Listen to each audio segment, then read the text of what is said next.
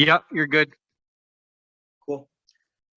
Right on. Okay, so I've tried to make this as simple as possible. I'll just give a little bit of background. So for the companies that are in the Canadian oil patch that I track, we've had 2 new additions in the last couple of weeks, but there's 57 now that I'm tracking.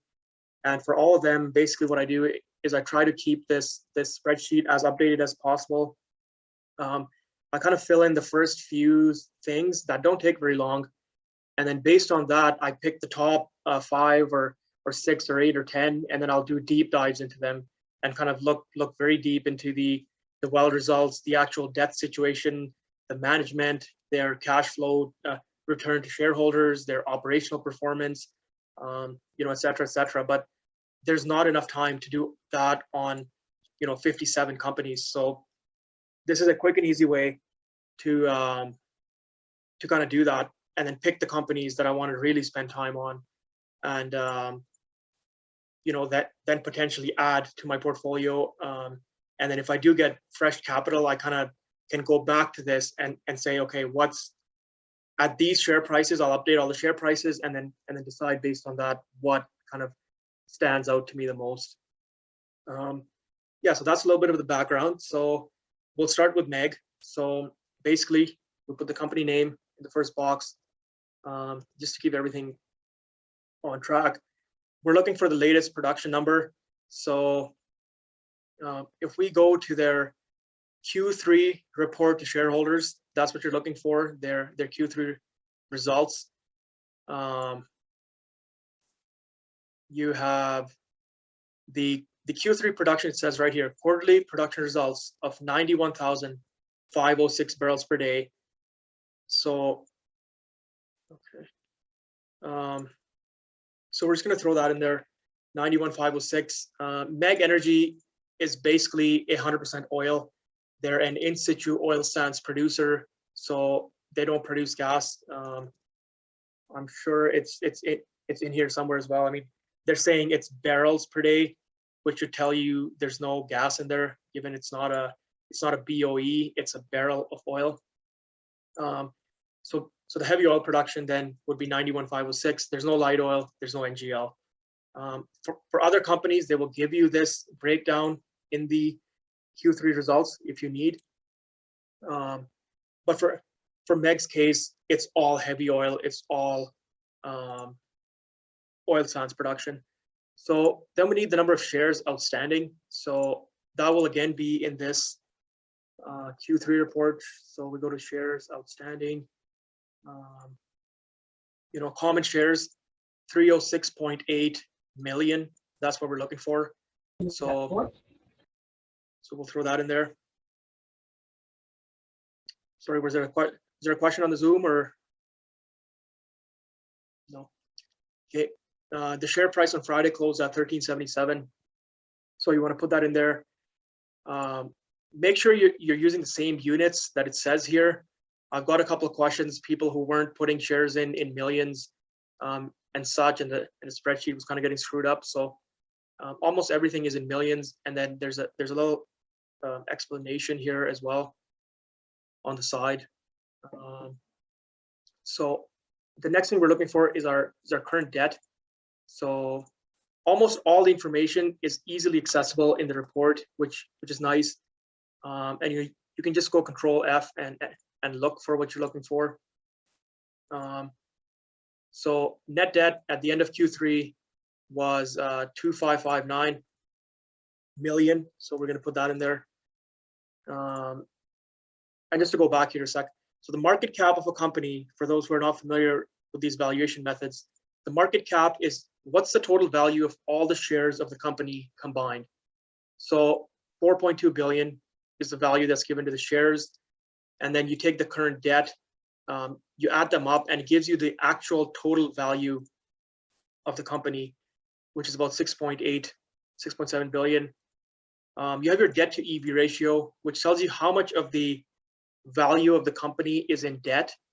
It doesn't mean anything on its own, but if you start comparing 10, 15, 20 companies, you'll see which companies are higher leveraged, which companies have less leverage, and kind of are more of a better balance sheets, but then again, it depends on your own perspective. You might want to buy highly debted companies because they tend to go up the most in a bull market. So it's not an absolute number, it's a relative number, is kind of what I'm getting at. Debt capacity. So if you want to compare these companies more in depth, I would put the debt capacity in there. How much access to debt do they really have? And are they on any bankruptcy risk, etc.? MEG having pretty low debt. Their debt to EV ratio is pretty low. If it's below 0.5, you're usually pretty good on your debt metrics. So I'm going to leave that here. Stay flat capital, you can put that in there. Yearly capital required to keep production flat over the next 12 months.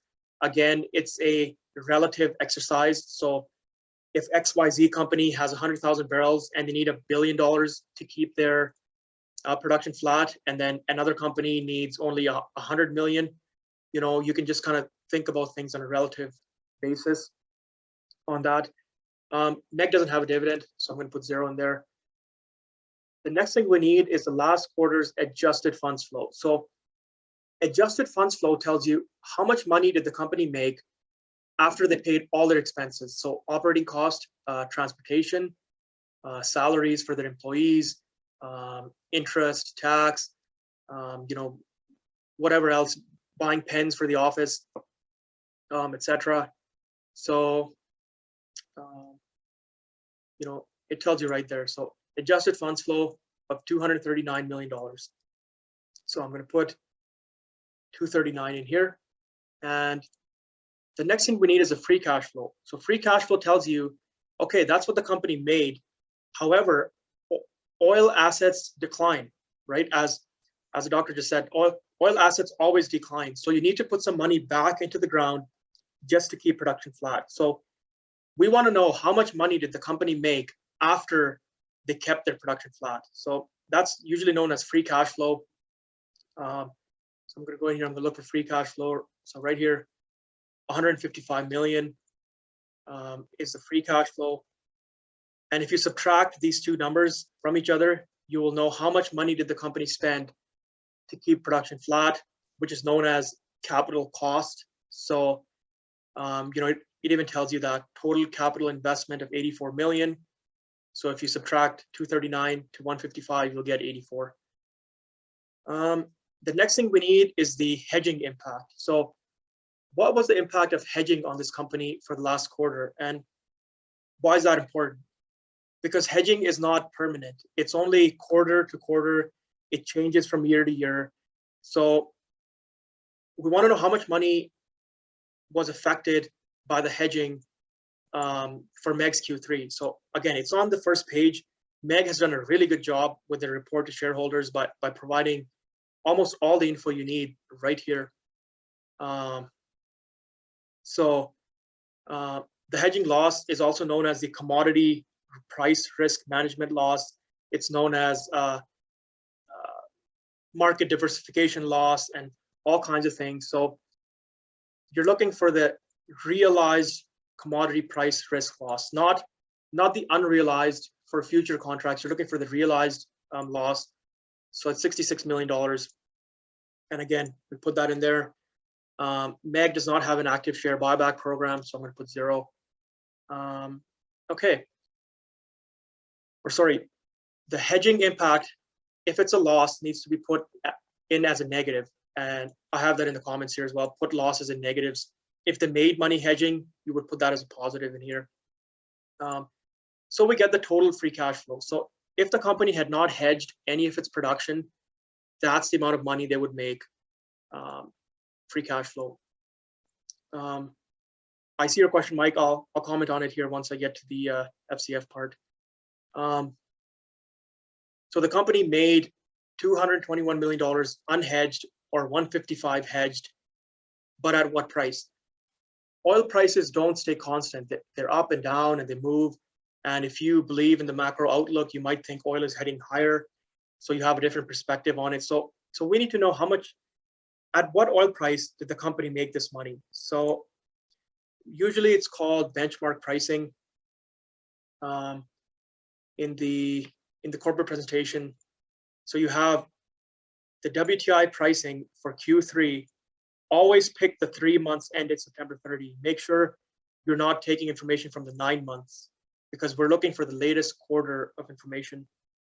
So the WTI price was 70.56 in Q3. So I'm going to put 70.56 in there. What was last quarter's WCS pricing? So because MEG sells heavy oil, they don't sell at WTI hub. They sell at WCS. In fact, they have their own hub called Access Blend, but that's not a traded hub that's easily accessible. So we're going to look for the last quarter WCS pricing. So since they don't have that, we have our pricing that they got. So 70.56 was the WTI price, and the differential, because it's a heavy oil, was 15.88, and their actual blend sales price was 54.68. So that would be kind of the WCS price for their heavy oil, you can say. They also sell some oil to the US Gulf Coast, which is different differentials, but they pay more for transportation.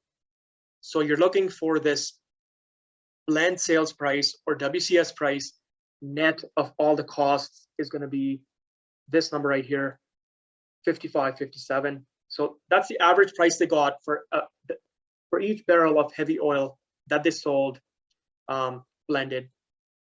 So I'm going to throw that in there. So last quarter's was 55.57.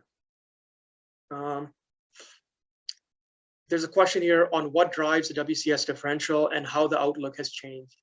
So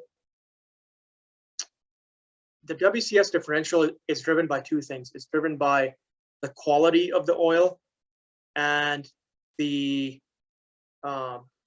transportation of the oil. So because WCS oil is a heavier oil with high sulfur content in some cases, it trades at a lower price anyway. But also WCS usually trades at Hardisty near Edmonton. So the cost to transport it from there all the way down to Cushing or down to the refinery is a cost that the buyer has to pay. So that's why they pay less for the oil. So those two reasons combined are why WCS trades at a differential. You'll see when there's a pipeline down, WCS trades more of a differential. When there's more heavy oil sources across the world, it'll trade at more of a differential. And how is that going to change with increased pipeline capacity? So I've got an article I'm putting out on that in the next couple of days on the cap line, the Enbridge line 3, and how that affects the differential going forward. So I'll leave that for that. But I will say that WCS is trading very strongly for a variety of reasons, including that refineries in the US don't have access to as much Venezuelan heavy or Mexican heavy oil anymore. But again, I'll leave that for the article. Has anyone been able to source what the Access Western blend price is? I don't know any publicly available market that shows that. But you will find that AWB trades very similar to the differentials that WCS trades at. So, you know, it's not going to suddenly, AWB is not going to suddenly blow out and WCS is going to stay the same, as far as my understanding of the markets is. But, so let's get back to this. So if they made this much money at this pricing, how much money are they going to make in the future? So, okay, for that, we need the strip pricing.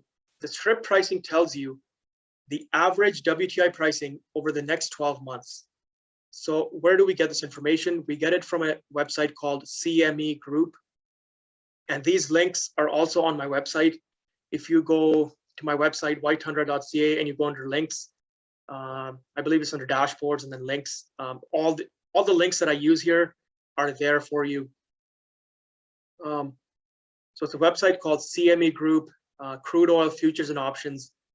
It tells you what the oil price is for every month into the future, going all the way till like 2035 or something. So all we do to calculate the average price, we'll take the next 12 months and we'll divide them by 12. So, we take the next 12 months and we divide by 12 and we get our strip pricing of 80.06. So if you have a barrel today, and let's say you have 12 barrels today and you want to sell 1 barrel every month for the next 12 months, this is the price you would get. That's what the strip pricing means.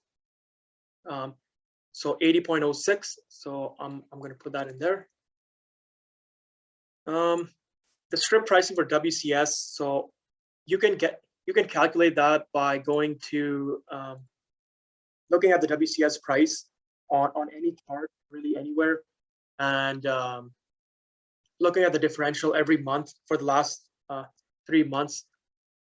I'm not going to go that deep into it. I'm going to assume that it was a $13 differential for the last 3 months. If you wanna go really in deep, it makes sense to do all this. But for me, I'm just looking for a quick and dirty calculation that compares MEG to some of the other names I'm looking at. So, okay. Now, the last quarter pricing NGL. So MEG doesn't produce any NGL, so it doesn't matter. I'm going to leave them blank. They don't produce any gas. So again, doesn't matter. I'm going to leave it blank. And that's it. That is all I do when I start. So it takes you literally like 10 to 15 minutes to get this information.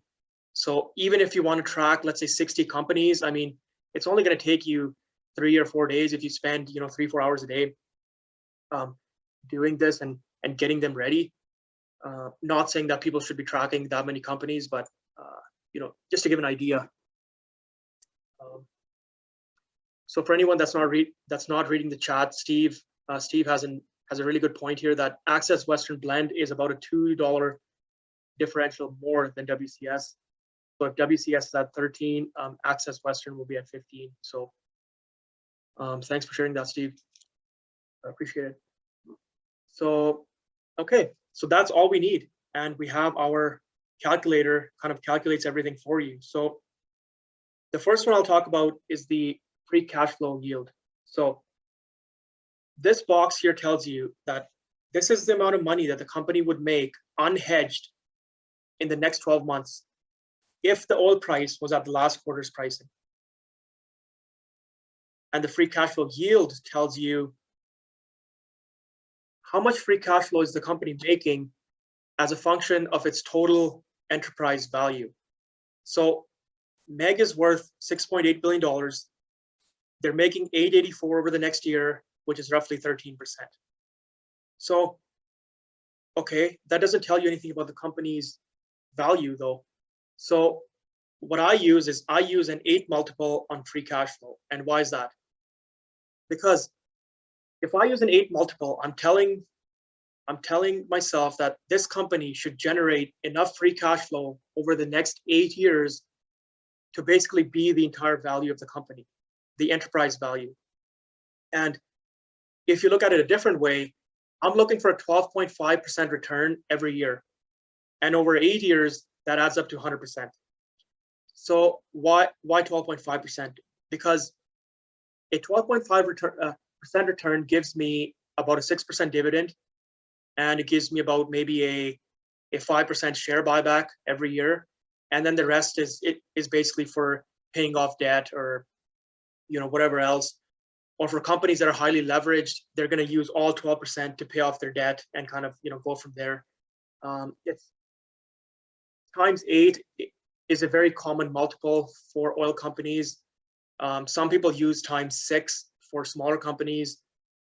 A little bit more risk involved there. Times 8 is something that I like to use for the bigger companies. I think it's pretty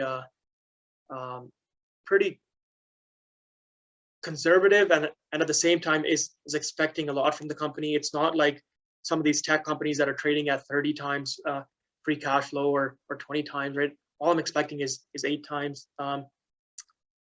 Dale is asking, is the analyzed last quarter free cash flow correct?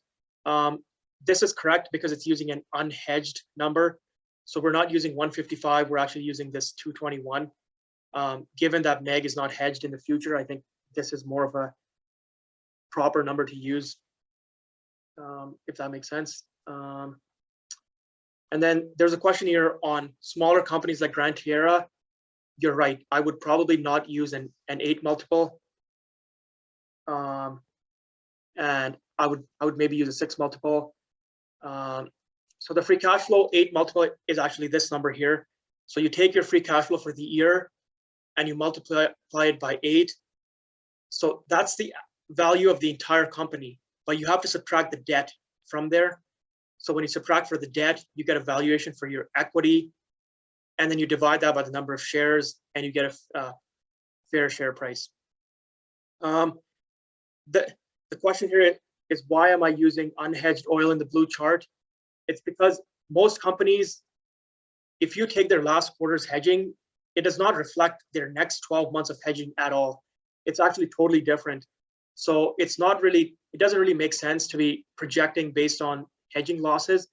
However, in the future here, once we discuss this, I will show you how you can adjust these numbers for the actual hedging in the next 12 months. So anyway, so that's what they're trading at here. So the fair share price for MEG at last quarter's pricing would be this. At strip pricing, there's about a 50% gain to be had.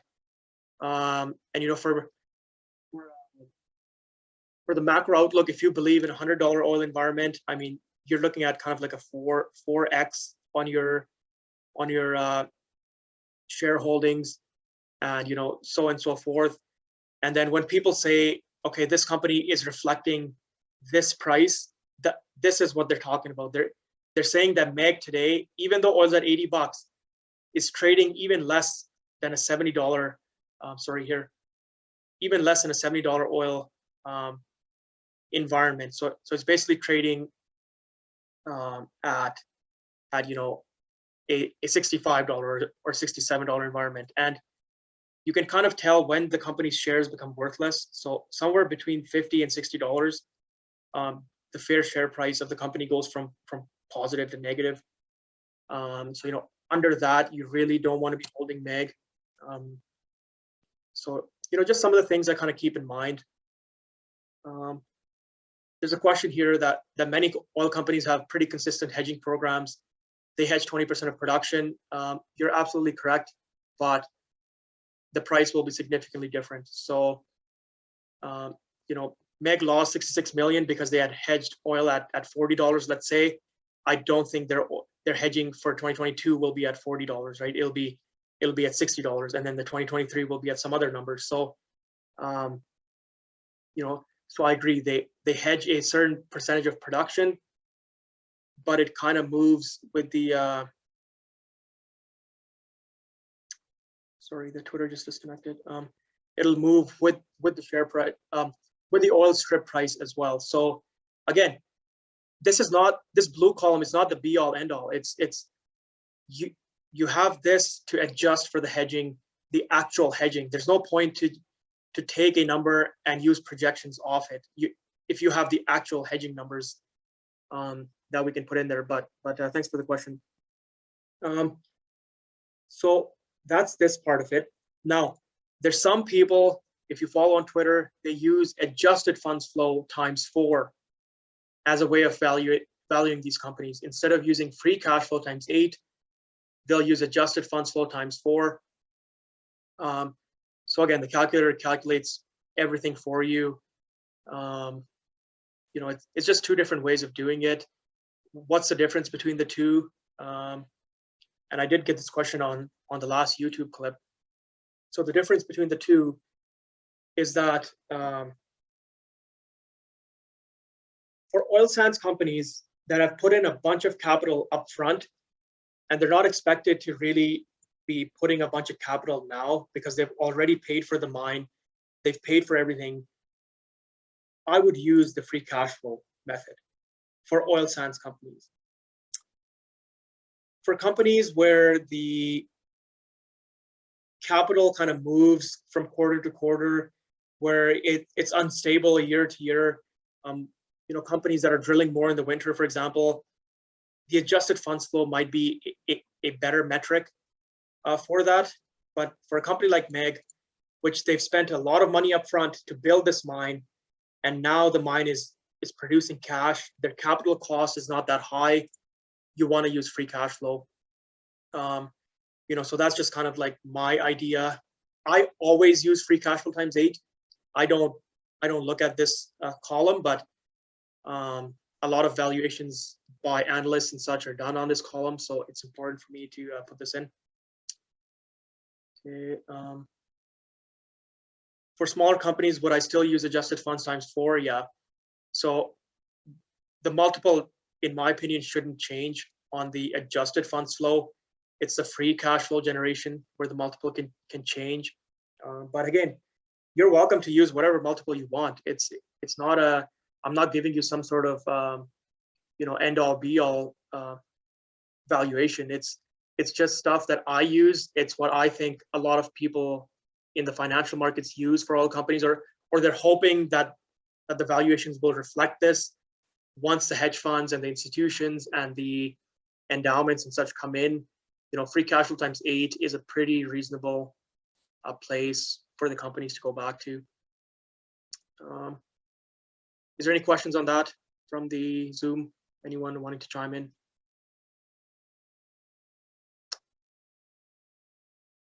All is well. Okay.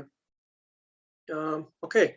Now let's adjust this free cash flow times 8 model for the hedging, the actual hedging that the company has done. So we'll go into back into the Q3 report. We'll search for hedging. So we see that for Q4, MEG has hedged 29,000 barrels at, they'll get the better pricing here at 46.18. So 46.18 and 29,000. Now we need to convert this to Canadian dollars. Just the way this calculator works, it's all in Canadian dollars. So I'm going to take, because this is US dollars a barrel, I'm going to take 46.18 and USD to CAD, so 58.09. So I'm going to put that in there, and this gives me my hedging loss that I expect to get in the fourth quarter. So, when MEG releases their fourth quarter results, I would bet you that their actual hedging loss will be pretty close to this, or even bang on. They have hedged some condensate and gas, but it's that's not what they're selling, so it's not all that important at this point. MEG is fully unhedged for 2022, as I tell you here. MEG has not entered into any WTI hedges for 2022, so I'm going to leave these blank. If it's a gas company, I would put in the gas hedges as well. And this same chart here now is adjusted for hedging for the next 12 months. So, if you just want to do this calculation, that's fine. If you want to look into the hedging for the next year, I would put in the hedging and kind of see what the projection is. It doesn't change very much, but it changes enough to affect the calculation, especially if you want to hold these companies short term and not long term. So for those that attended the Cenovus webinar last time, you can kind of continue on and do a whole in-depth calculation on this. I haven't done it. I'm not going to go through it here because it's not that kind of seminar, but I'll just show everyone that I put in a production growth. MEG's Q4 numbers are coming in much higher than their Q3 production. I put in the net back for those barrels, the actual Q4 pricing and such, and we actually have a Q4 free cash flow projection. So when MEG releases their results for Q4, I'm going to compare it to this and adjust my model accordingly. What did I miss? If I did miss something, or if it's significantly off this number, and it goes all the way till 2023 projected FCF. So you can fill these numbers in if you'd like. Just throwing that out there. Yeah, so that's basically it on MEG. Is there any questions on MEG before we move to Cardinal? Anyone want to chime in? Anything else on the company you want to share, or anything like that?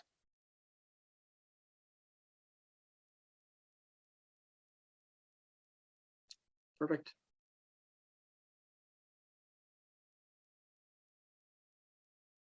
I guess a question for you, Shabam, is is there anything that you see that is not captured by the quantitative, sort of like qualitative factors that distinguishes this company? So just a little beyond the numbers, some little unique things that you think is going to distinguish this company for the year of 2022. Yeah, so great question. So once I do Cardinal and go through the numbers, I'll come back and compare Cardinal and MEG and why I chose MEG over Cardinal due to some of these qualitative things that you're mentioning. There's a question here from Adam saying that MEG is trading around 14. So based on the adjusted funds flow times 4, it's overvalued. Correct. Yeah, you're right. So at strip, I mean, it's pretty close to what it should be valued at based on that. But again, MEG is an oil sands company that put in a lot of capital already at the front end of their production curve. So they really don't spend that much money to keep 100,000 barrels a day flat or 91,000 barrels a day flat. So it's not a company I would use adjusted funds flow yield on. Oil sands companies and companies with very low decline, you want to use free cash flow. You don't want to use adjusted funds flow. It's going to give you the wrong impression. For companies with high capital cost, like a Birchcliff or a New Vista or an Arc Resources, etc. Yeah, maybe you could make a case for using adjusted funds flow. But for oil sands names, for companies with low decline, low capital, free cash flow will give you a much better indication of how the company is doing. Okay, so Anton also has a question here, and Anton, I'll address your question also once I finish Cardinal, and I'll kind of compare the two and tell you why I picked one over the other.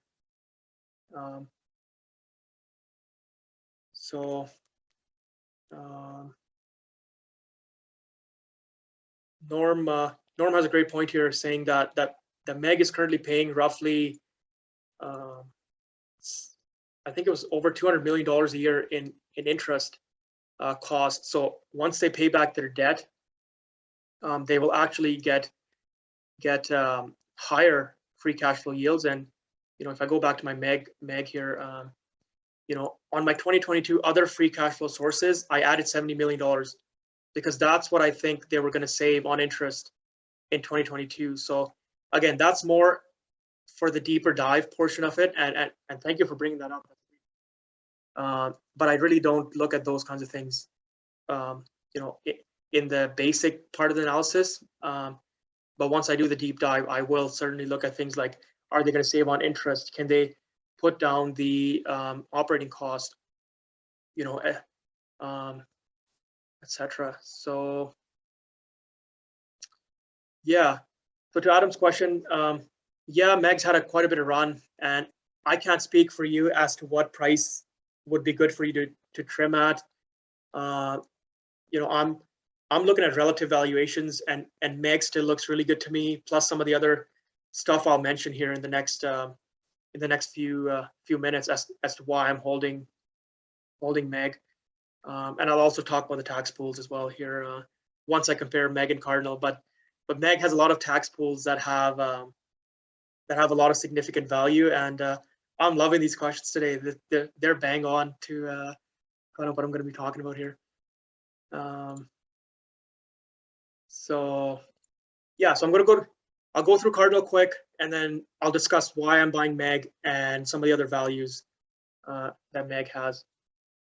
So we'll go through Cardinal Energy production. So we go to their Q3 report. So Where am I here? So the Q3 report usually will have everything you need. I don't see any reason why we need to go into other kinds of stuff. Cardinal also did a acquisition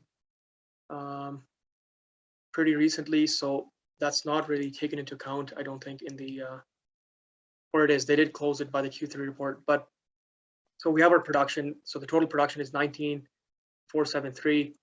So I'm going to put that in there. 19,473. Our liquids percentage, they give it to you 87%. So we'll put that in there. Heavy oil production 8871, light oil 7485. So 8871, 7485. Their NGL production is 600, which is right here. NGLs. Number of shares outstanding. So again, I'm just going to look for it. So common shares outstanding is 150.3 million. There's a question last time as to why I don't use diluted shares outstanding. Because for most companies, it really doesn't matter. A lot of them have like a 2 to 5% chunk of dilution. If you look at most of the major companies and even some of the small caps. So if every company is affected by it the same way, why bother with it? It doesn't affect the end calculation. But once you do a deeper dive, yes, I will take that into account. The whole point of this is to get a quick calculation on this. You don't want to spend hours and hours looking through these little things that don't really make a difference in the final run. So Cardinal closed at 486. So we'll put that in there. The debt. So we always want to look at net debt, not their current debt, because a lot of companies keep cash on the books, and they don't really show that properly. So we want to look at net debt, which is 217 million.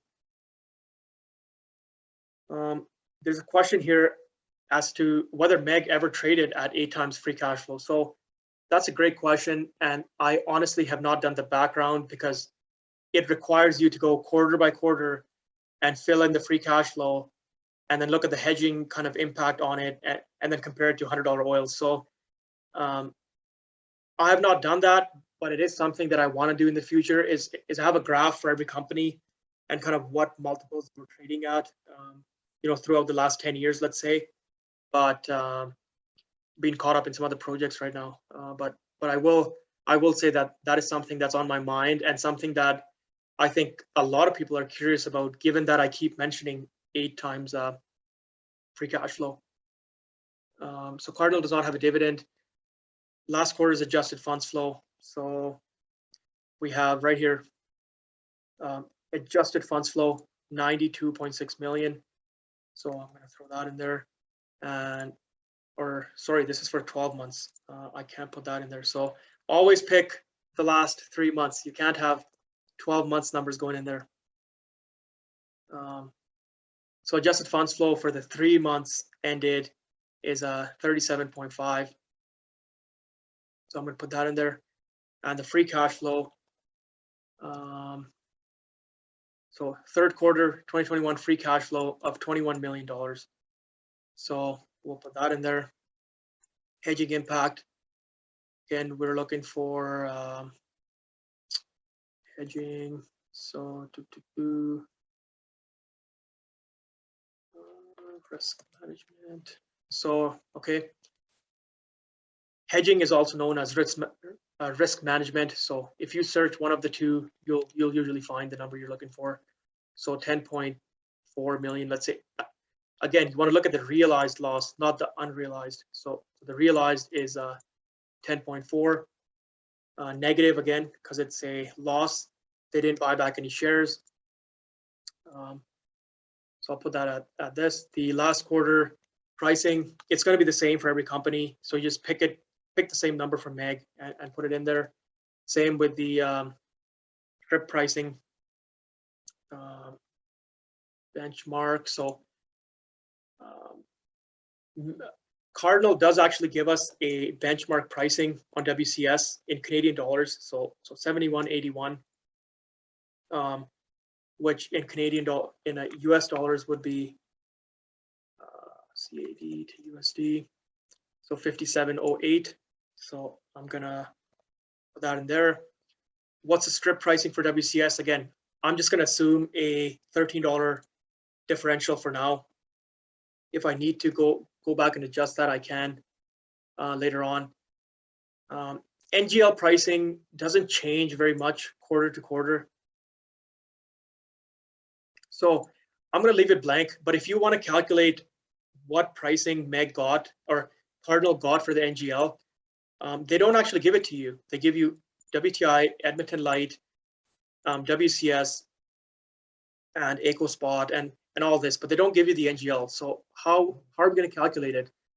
Well, we know that they produced 600 barrels of NGLs a day, and we know they made $2.2 million from their NGL sales. So you take your $2.2 million, you take the number of days in the quarter, and you multiply it by the barrels per day. So you got $2.27 million for this many barrels of NGL for the quarter, and then you adjust it for the exchange rate, and it gives you, so MEG got $32.59 for their NGLs US. So you can put that in. If you think NGLs are going to go to $40, you can put that in there. It's all flexible based on whatever you want to do here. If you think the strip is going to go up from $80 to $100, you can put that in there, and the calculator will adjust accordingly. So the whole spreadsheet, every yellow box is basically flexible to you. If you want to put something else in there, if you think they had some production declines and they actually can make 25,000 barrels, well, you can put 25,000 in there, and the whole spreadsheet will adjust accordingly. So okay, let's go back here. So Cardinal, since it's a Canadian company, they sell most of their gas into the AECO stream. So AECO, they got 365 Canadian for their AECO. So I'm going to put 100% of AECO production. They got 365 for it. And what's the projected AECO price? There's websites that used to track this. I don't have a source anymore for the actual projections. So there's a website called gasalberta.com that gives you the next 12 months of AECO. And again, you take the next 12 months, you add them up, and you divide by 12. I think it's roughly 365 right now anyway. So I'm going to put that in there. If you think AECO is going to blow up and suddenly start trading at $6 for the next year, put 6 in there.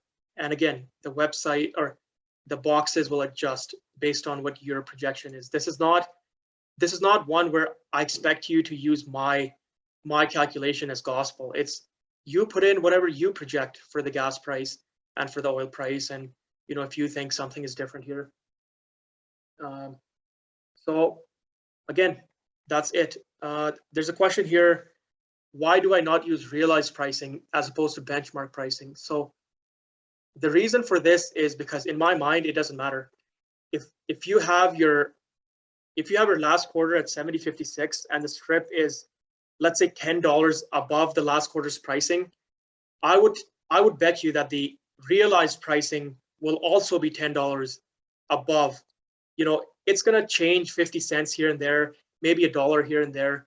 It does not make a difference for the basic calculation. Once I'm into the deep dive portion of it, yeah, maybe I'll go back and look at, transportation issues. For example, the Trans Mountain was down, but you're right. The differential sort of stays the same. The difference between the two, whether it's actual pricing, whether it's realized pricing, is kind of the same. So, if it doesn't make a major impact, we don't want to spend time looking at some of these nuanced things. And most retail and generalist investors just don't care anyway to spend that much time on it. So again, we have our numbers here calculated, and we see that at $80 oil, it's about a 21% free cash flow yield. MEG was 20%. At $100 oil, it's about 38%, and MEG was only 32. So Cardinal actually unhedged has more torque to higher oil pricing than MEG. And it's totally against what most people think. You know, people would think that a producer like MEG, unhedged heavy oil, is going to be making more cash flow torque than a light oil, balanced producer like Cardinal. But it's not the case. Cardinal actually has more torque to higher oil pricing than MEG. So I'll come back to the question now as to, okay, if Cardinal is such a great company and it's making more oil or more money at the prices that I think I'm going to see in 2022, well, why am I not buying Cardinal? Why did I add to MEG? And the answer to that is it's all qualitative. What do you think is going to happen? So MEG, for example, has a tax pools, like you said. MEG has roughly $7 billion of tax pools. I usually multiply by roughly 20% to tell me what they're worth. So about $1.4 billion, which if I say MEG's tax pools are worth $1.4 billion for a total value of the company of this, the tax pools are worth roughly 20% of the company. Now, if we go to Cardinal, their tax pools are 1.4 billion. So you multiply that by 20% value, you get 280 million. And if we divide that by their enterprise value, Cardinal actually has more tax pools per its value than MEG. So okay, so everything is pointing to me actually having made a mistake in buying MEG. But the reason I bought MEG is because there's other factors there. MEG has patents on SAGD technologies that they're piloting. MEG has a reserve life of 62 years compared to Cardinal's reserve life of maybe 10, 15, 20 years. MEG is a buyout candidate and one that will get bought out at a premium. One of the only ones where the company that's buying MEG will probably have to overpay the current share price. MEG has an approval for a new oil sands project at Surmont, and we all know approvals are hard to come by these days. So, there's a lot of other factors. The fact that MEG is a 5 times bigger producer than Cardinal and is still giving me very, very good value. That's why I choose MEG more than Cardinal. But if you want to play a little bit more on the risky end of the spectrum, or you want to go for more cash flow torque, you don't think MEG is going to get bought out, you don't care about the reserves, 60 years down the road, by all means, you would pick Cardinal. But for me, if I can get a bigger company with some of the more kind of subjective value in there, I will usually go with the bigger company. So hopefully that kind of explains my reasoning there. So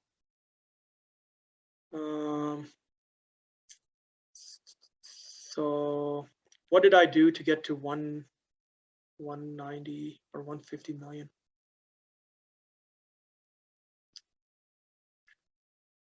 Yeah, so the 3 months of cash flow was 3 nice. Okay, so this 191 is what you're talking about. So this is because this part of the seminar, or this part of the spreadsheet, is unhedged. So you take your 37, you add in the $10 million of hedging impact, so it's 47, and then you times that by 4 to get your 191. And then we'll put in our hedging. So we go back to the this MD&A. So we have our hedges here. They've hedged roughly 1,500 barrels for Q4 at 55.83 Canadian, and they've hedged 750 barrels at 63.20 US.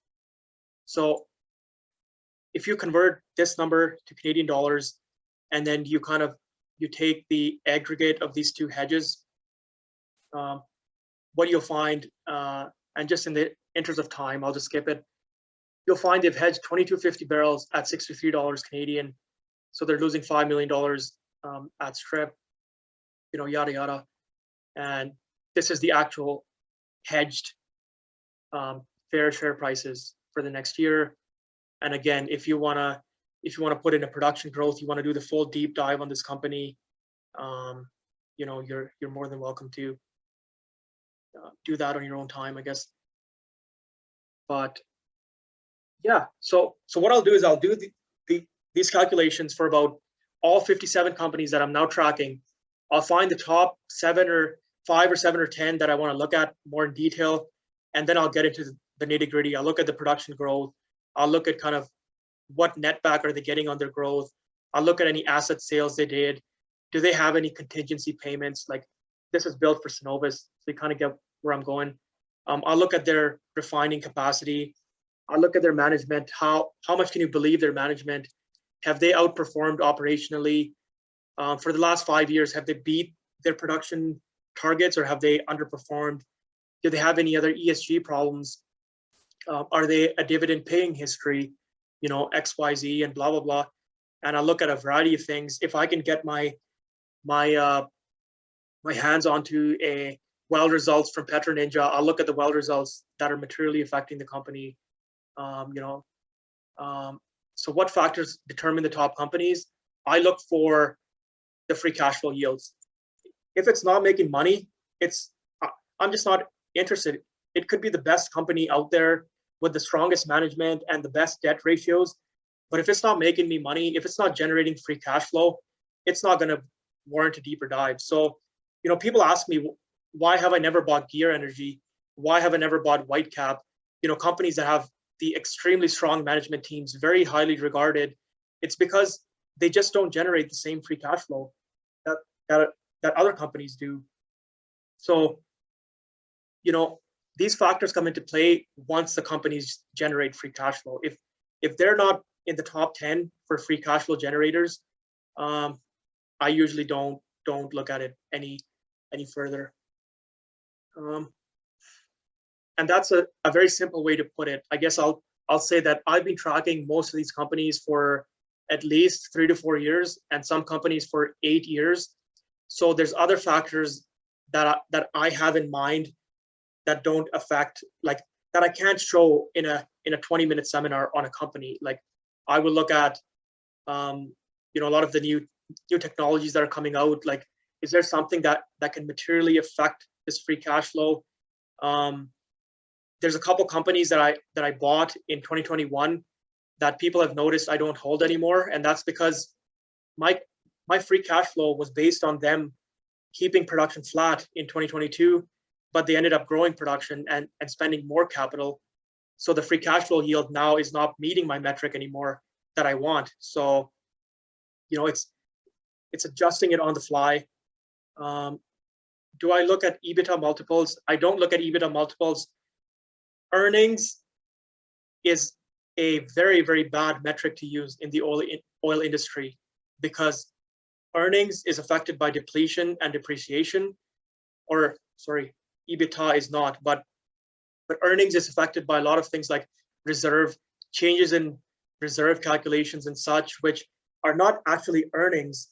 So you get these metrics like Athabasca Oil will be trading at 40 cents, and then their earnings are like $2.40 a share, and you're just thinking, like, what is going on? And all they did is they changed their reserves from a $60 oil to an $80 oil environment, and you get these valuations that make no sense. So I never look at earnings. Price to earnings or anything like that is just useless, in my opinion, for oil and gas companies specifically, because they're so nuanced. There's so much other junk in there and stuff that doesn't affect the actual cash flow generation. And free cash flow is what pays dividends. Free cash flow is what pays back debt, and free cash flow is what pays for share buybacks and acquisitions. And earnings have absolutely nothing to do with it. You can screw around with your balance sheet with reserve valuations and such. Do I have a cutoff for free cash flow?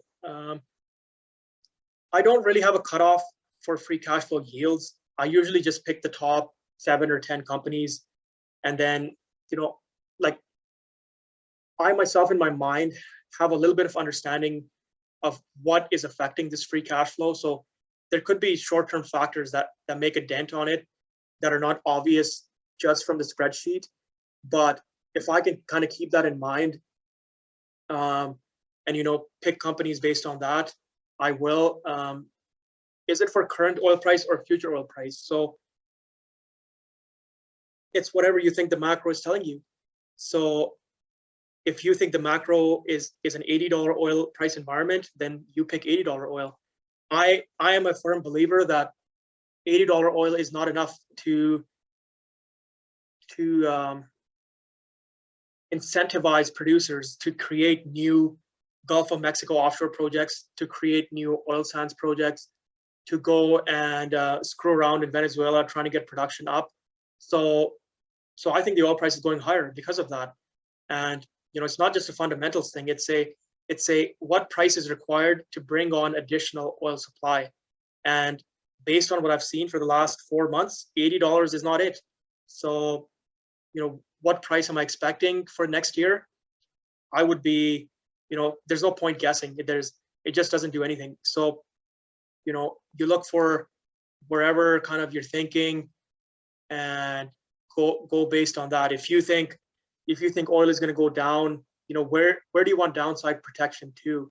A lot of companies are free cash flow positive down to $40 oil, whereas like Cardinal, it's somewhere around $60 oil is when their share price hits a value of 0. So, there's a lot of factors there that I don't want to speak on people's behalf. For myself personally, my macro tells me oil price is going higher, so I don't really care for downside risk protection on that. And some people might call me stupid and say, well, what if there's a worldwide catastrophic recession? What if there's an all-out World War III, and your shares go to 0? And, for me, everything is about risk reward. If I can get 3 times the reward potential as a risk I'm taking, I'll take it. So it's,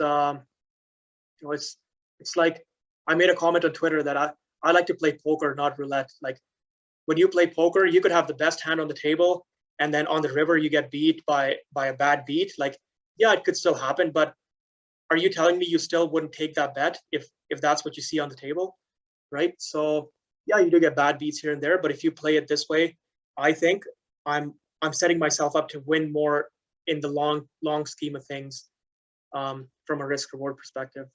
So hopefully that clarifies the question that you had. Are there any other questions on Cardinal? Anyone else want to talk about these two? And then we'll jump into I3, which is I'm using a different valuation on that, just because their financials are just a mess. Like I don't know how people in the United Kingdom, in the UK market invest. Like it's so hard to understand what's going on with the companies that are based out of the UK.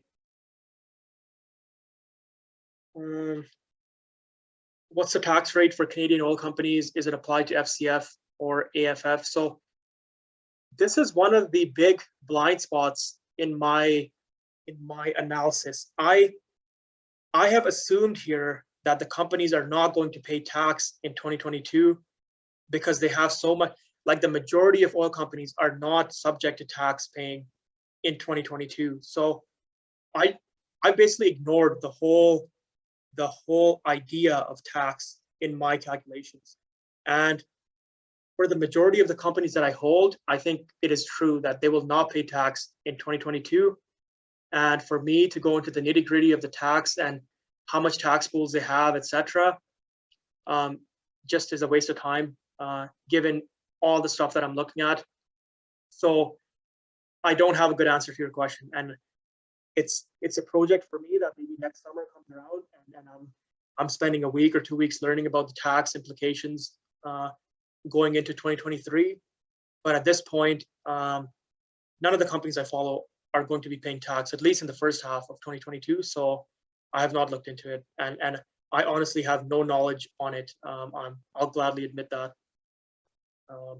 But it's something that if someone does have knowledge and someone wants to kind of talk about it maybe bring it up here or at a later seminar or Twitter Spaces, I would be more than happy and would really appreciate that, rather than me going into accounting stuff, which is never fun. Okay, so if there's nothing else, we'll go into i3 Energy, and I'll kind of share about why I bought into this company to begin, and then kind of go through the valuations of it.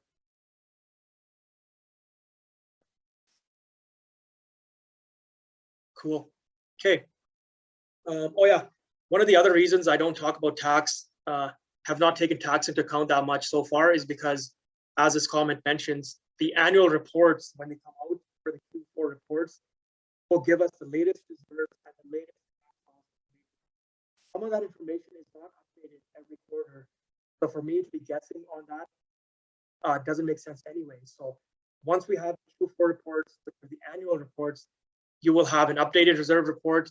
You will have an updated tax situation from the different types of tax, and it's a better way to kind of run your calculations once you have the latest information. So yeah, thanks for that point, John. Really good. Cool. So i3 Energy. This is a company that I bought in and kind of started following kind of mid last year. Okay. So when I lean to my right, I lose sound. Okay. Okay, well, I'll try to stay this way. The reason I started looking at i3 Energy was because they bought a company called Gain Energy that was right next to the Wapiti Cardium play that I was operating with Modern Resources and Tourmaline. So I was always interested in a company that's buying those plays, because I kind of have a better understanding of the wells, given that those wells were on the same road, that I was on. I talked to the operators, I talked to the guys. So, and they were very similar to the Wapiti Cardium wells that we had. So they bought the Gain asset. Then they ended up buying a company called Toscana, I think up by Grand Prairie somewhere. And then they acquired a lot of other assets, Anegada oil, some assets from Anegada in the Simonette play. They bought some Clearwater stuff. And then they ended up buying a big chunk of Cenovus, not a big chunk of Cenovus, a big purchase for them from Cenovus of roughly 8,000 to 10,000 BOEs a day, which closed in kind of September of last year. And they got a price for it that absolutely makes no sense. They basically stole that asset. And there's a lot of other problems with asset retirement obligations and liabilities and such, and old equipment, etc. And this is where I guess I'll give my opinion on it. For anyone that knows the Cenovus Deep Basin assets, they know some other assets, they have not been given any love over the last few years. Like, there is so much optimization that's sitting in these assets that is not accurately reflected in the current production for it. So when I saw that i3 got a 10,000 BOE a day asset, to me, it's a 15 to 20,000 BOE a day asset that if they put the money in, putting some service rigs on there, doing some pump changes, fixing up the pipelines, doing some swabbing on the water wells, they can actually get production up at a very good capital efficiency. And Cenovus just didn't care. They have bigger fish to fry. So I saw this upside potential in this asset, and I decided to take a closer look at i3, ran through the financials, did a lot of work, given that their financials, again, are a mess. It's so hard to read UK financial statements. I digress again. So anyways, I ended up buying a position in, I believe it was December, mid to late December. Full disclosure, I got in at 18.5 cents on the Canadian side. And there was this talk about a dividend coming out soon, a 2022 capital plan, etc. And I thought it was a really good purchase. The free cash flow metrics were just insane. So I was able to buy a bigger block there. But that's kind of the background on it, and we'll do a little valuation now. All the deals are closed. They have the Cenovus assets now fully under control. They have a bunch of Clearwater acreage. They have the Simonette Montney play, a bunch of Cenovus stuff all over the place. And then they also have a North Sea asset by UK, which they're trying to sell or JV out, joint venture out. So yeah, so let's get started on the valuation part of it.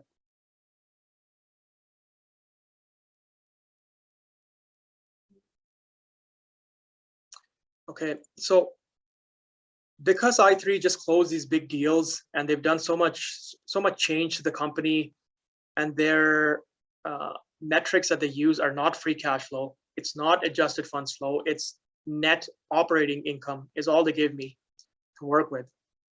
So the way I did my valuation on i3 is into the future. I looked at what are their own projections for the price, for the cash flow and the net operating income, and I'll work back from that. I'll calculate how much money they made in the second half of 2021, because the UK companies apparently only report results twice a year, and instead of 4 times a year. And then I'll look at the 2022 projection and what I can get for it. So if we look at, they just released their 2022 capital program and dividend guidance. And they say, this is really small. So they say the average 2022 production is about 20,000 BOEs per day. So I'm going to put 20,000 in for the BOEs per day. They don't tell you exactly what the breakdown is of this production, which again is kind of a problem. But I did find a spreadsheet on Twitter, of all places, that kind of breaks it down for us. So we have 49% gas, 22% oil, and 29% NGL, after all the acquisitions and the recent drilling results and stuff. Like, this is a very good spreadsheet that somebody made, and I'll share it as well. I did go back and vouch for these numbers. So 49% gas. So if we go back here, so 49% gas gives us 51% liquids, and of that, the NGL production, I believe, was 6,000, and the oil was 4,600. So, you know, we'll say 6,000, and I forgot the oil already. So 4,600.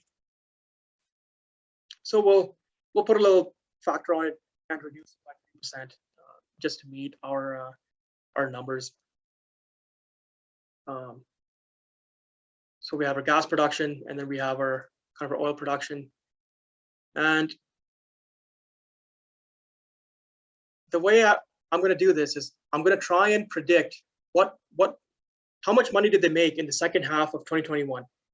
They don't release Q3 results, so all I have is the first half of 2021, and I have the second half of 2021. So how am I going to predict this? So we have a Q3 operational update, and they're saying that their full year 2021 net operating income is USD 65.7. Okay. So for the full year 2021, including all the acquisitions, they're making 65.7 million net operating income. And net operating income is revenue minus royalties, OPEX, transportation, and processing. So it's very close to adjusted funds flow, but not quite. So so again, for the second half, or for the full year, it's USD 66 million, let's say. Now we'll go to their corporate presentation. In the first half of the year, their net operating income was 12.5 million Great Britain pounds. So we're going to take 12.5 Great Britain pounds to USD, gives us 17. So they made 17 million of net operating income in the first half of the year, US dollars. And their full year projection was 66. So if we take 17 minus 66, they made $49 million of net operating income in the second half of 2021. Does that make sense to everyone? They're following along. Okay. So now the difference between adjusted funds flow and net operating income is that we need to take out the SG&A cost and the finance cost from net operating income. So, okay. So we'll go to their first half results, and we're going to look for administrative expenses for the first half of the year was roughly 7 million pounds. Okay. What are they going to be for the second half of the year? Well, it was 7 million. Let's say they added a few employees with the transactions and such. So let's say it was 10 million pounds, which is roughly 13 million US dollars. And this estimation method is much more subjective. Like, you might think they added way more employees or something like that, but I'm just trying to throw numbers out there, do the best I can to try and get an idea of what this company is worth. So let's say 13 million for that. Now, the next thing we need is a finance expense. So the finance costs in the 6 months were about $3.5 million right here, finance cost. The acquisition they did, they never added any debt on there. So the finance cost, I believe this is the right number anyway. Sounds like a lot, but we'll take the same number and convert it to US dollars. So roughly 5 million US dollars for the second half. I think finance costs also includes costs for creating debt. So this may not be the most accurate number to use, but we're going to use it anyway. And then the capital. So how much capital did they spend in the second half? So for the first half, they spent roughly 10 million pounds on acquisitions and capex. In the second half, they used their share price and created shares for their acquisitions. So let's just use the same number for capital expenditures. So about 10 million pounds, so $13 million. So it's roughly 18 million of free cash flow in US dollars, which in Canadian dollars would be about 23 million. Okay, so we have the free cash flow for the second half of 2021. Now, let's go back and put in our share price and our debt and all that. So our share price was, I want to say 24 cents. They have 1.2 billion shares, and that's available on the website, on the Yahoo Finance or whatever else. And then their current debt as of the end of the first half of 2021. So the current debt, we'll go back to our spreadsheet, debt.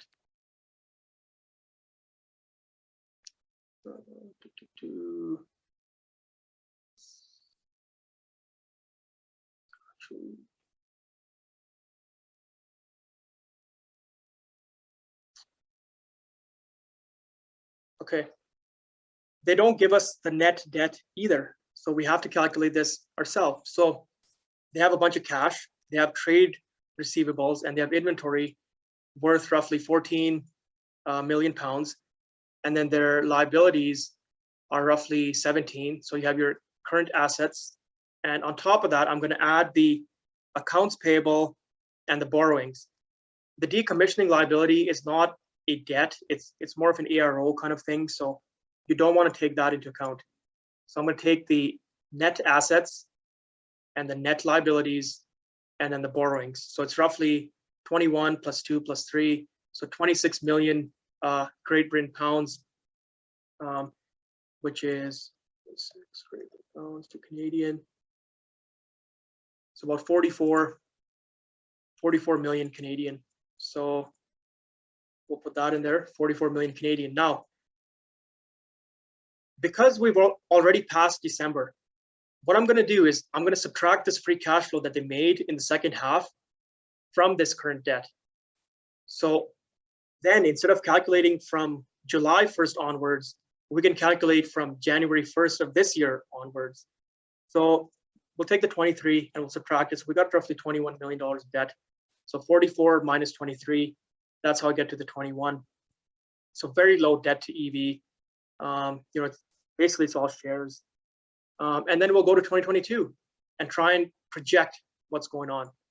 So we go back to the 2022 capital program release, and we see at the end, and if anyone can explain this to me, I would be very happy to hear why.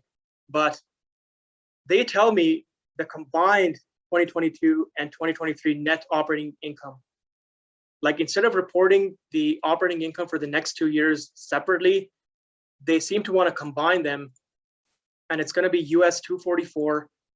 So for ease of calculation, let's divide it into, so it's 122 for each year. So I'm going to put 122 in there. The SG&A, if we spend 13 million, or sorry, this needs to be in Canadian dollars. So 153. So we get 153. The SG&A, if they spend $13 million for the first half, or for the second half of 2021, I'm just going to multiply it by 2, so 26. The finance expense, their debt is a lot lower now than it was. So, you can multiply that by 2, but I don't think they're going to spend that much on interest. So I'm going to take half of that and put 5. Okay, what's their CapEx? So their CapEx for the year, they've said, is 47 million here. 2022 capital budget of 47 million. So 47 million US dollars is about 60 million Canadian dollars. So we'll throw that in there. And I don't know what that is. But so the free cash flow is roughly $62 million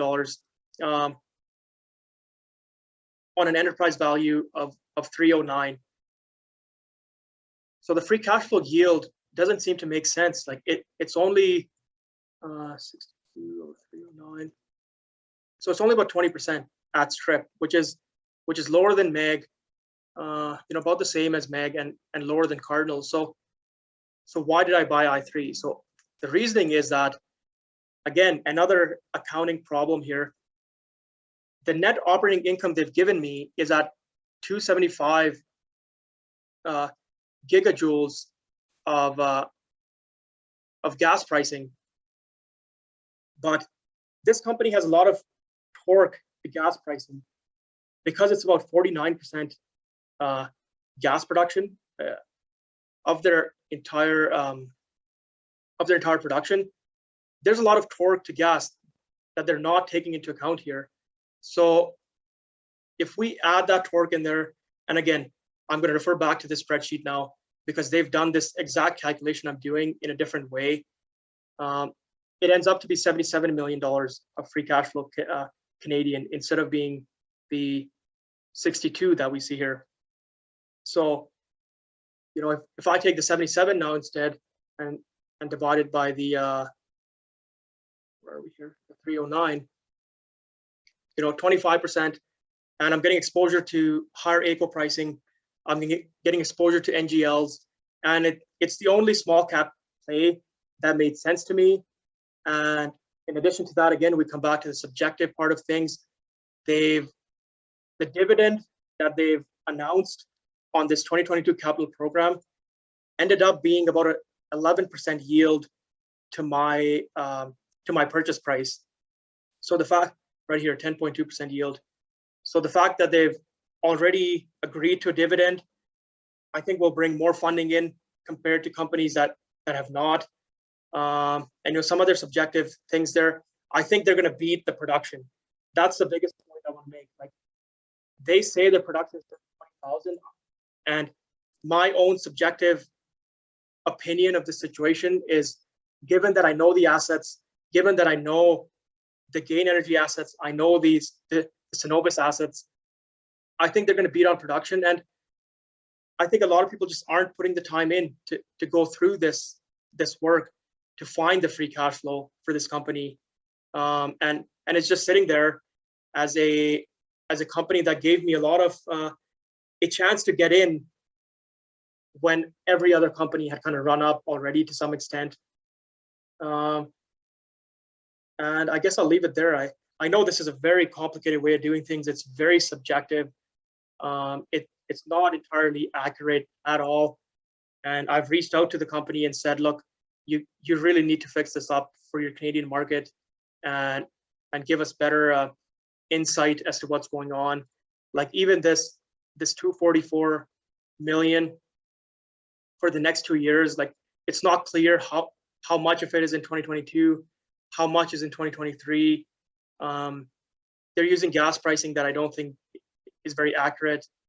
You know, they're reporting stuff in US dollars for the capital production, and then their whole financial statement is in Great Britain pounds. You know, there's a lot of issues here, which when I spent the time to look into it at the 18.5 cents that I got in at that point, the free cash flow yield was, I think 29 or 30% is what I was getting at strip, I believe. So, you know, at that point, it made a lot of sense. And I've got a lot of questions about this company. So I'm hoping this kind of answers how I'm looking at the valuation, because it's not, you cannot use the traditional method on this company. There's a lot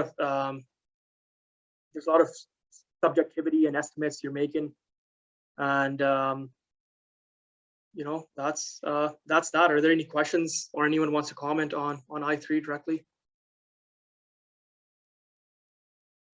No. So there's a comment here on the federal corporate tax is 38%.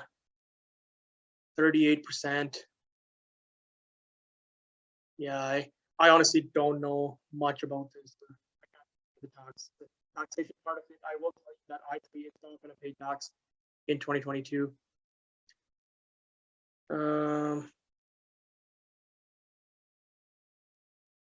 So the volume on this stock is low. Yeah, you're correct. This trades on the London Stock Exchange and the Canadian Stock Exchange, and the volume is definitely low. Agreed. Aren't there hedges limiting some cash flow upside? So the reason I'm not really talking about the hedges is because if you assume that their projections are correct, they're going to be after hedging. So the impact of the hedges will be almost baked in to these calculations. And one thing I guess I want to point out is, don't just take whatever the company is giving you as a end all be all, this 244 number and such.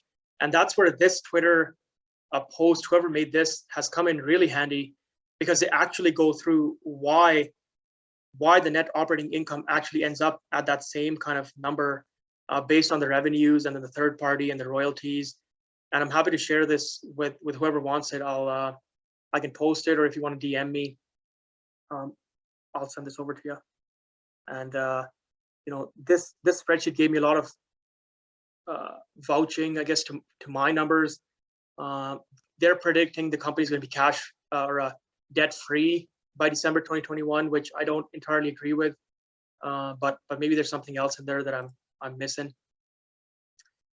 My price is 14.10, so that's the price on the London Stock Exchange. You have to convert it. You have to divide it by 100 and then convert it to Canadian dollars. My price of entry was 18.5 cents Canadian. It's right now trading at 24 cents Canadian. Yeah, the OTC is very, very illiquid, so maybe not one for our fellow Americans joining this. Is there a requirement for them to report quarterly financials since they trade on the TSX? It doesn't seem like it, so I would say no. But I'm gonna reach out to the company, because they really need to fix this whole mess that they've created here. Like, they have to cater to the Canadian market, given that all their assets are in Canada pretty much, and I think they will get a lot more benefit from doing that than some of the other stuff. Did you generate share price projections at strip? Yes. So their own projection that they give us in the news release is at $80 WTI, which is basically the strip price. I mean, it's 6 cents lower than strip. Does I3 have tax pools? Yeah. So they have enough tax pools that they don't pay any tax in 2022. I have not looked into any further than that. There's a question on Petrotel. So TAL.V, Petrotel, a very promising producer in Peru. Very interesting play. There's some big owners in there who are active on Twitter. I followed the company, and when just before the social unrest issue solved itself, I had made a decision to buy into Petrotel, and that weekend itself, they solved the social unrest issue, and the share price jumped 20% and changed up the entire valuation. And at this point, I've been kind of following it for a month, and there's too much geopolitical risk there. As much as Peru is known as a safer regime, like I've now seen two news releases where the pipeline was burst open with a spear. So I don't think the issues are solved, but the free cash flow potential definitely makes up for that. And you know, if I get any indication that this social issue is actually solved, I don't see why I wouldn't look into it again. But at this point, their production has been up and down and zero some days. I'm not really happy with that, but I know it's a very, very high cash flow generation company, and some of the best wells out there, like they're drilling offshore wells making 7, 8, 10,000 barrels a day off the bat. Any concerns about the 1.2 billion shares? Yeah, I think it's a big problem. Like, that's way too many shares, and I think we will see a share consolidation at some point. However, I do think they might make some other acquisitions yet, so they're kind of waiting. You don't want to have a share consolidation and then you're again making acquisitions. You know, you might as well do the acquisitions at the same share kind of value to begin with. Okay, there's a comment here on Saturn Oil and Gas. So I can't comment on that. There's Saturn and Suncor. I have conflicts of interest with them. There's close family members working for the company or involved. So I unfortunately can't comment on that right now. But hopefully in the future here, I can kind of make some give some insight into that company. Any thoughts on GTE? So Gran Tierra Energy, this has been talked about a lot. It just does not generate the free cash flow. Like, they have a lot of cash flow, but they're putting it back into the ground. And, you know, people are telling me it's going to get bought out and stuff. Like, other than MEG, I don't really buy anything as a buyout candidate. But I'm very happy if someone wants to share a free cash flow model on Gran Tierra, I'm happy to see it. The way I see it right now, it's roughly $150 million, I believe, of free cash flow on a $800 to $900 million company, which does not meet the metric that I need. But if I'm wrong on that, my DM is open, my email is open. Happy to comment on that. I don't know anything about Africa Oil. I think they're in Namibia, if I'm correct, but I don't know anything about it. And I honestly, unless someone shows me results and cash flow generation, I don't think the exploration companies or some of the acreage companies are all that interesting to me. And similar to that, I don't invest in midstream companies, and I don't invest in royalty companies.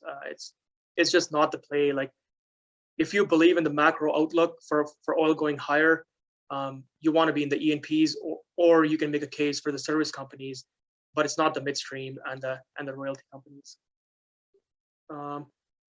Any plans to do a US listed company webinar? That's a good point. Yeah, I'm happy to do so. I don't follow the companies, so I wouldn't be able to offer any insight more than just kind of running through these calculations, which I think most people can just do themselves. I believe more of the insight that I can kind of add in addition to this on companies like MEG, some of the subjectivity things I see, and on i3 is kind of more of the value that I provide by doing these live. So yeah. So basically free cash flow yield is too low.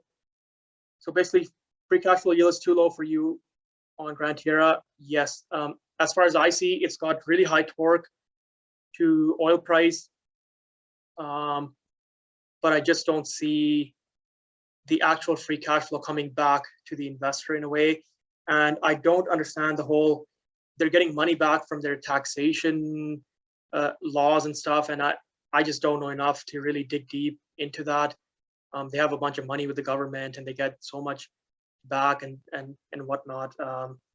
But hey, I guess I'll leave this open to anyone that knows more about Gran Tierra and can explain some of these things to me and why they're invested. I'm happy to hop on a meeting or a phone call or whatever. So because it's a name that keeps getting mentioning, and I'm wondering if there's something I'm missing.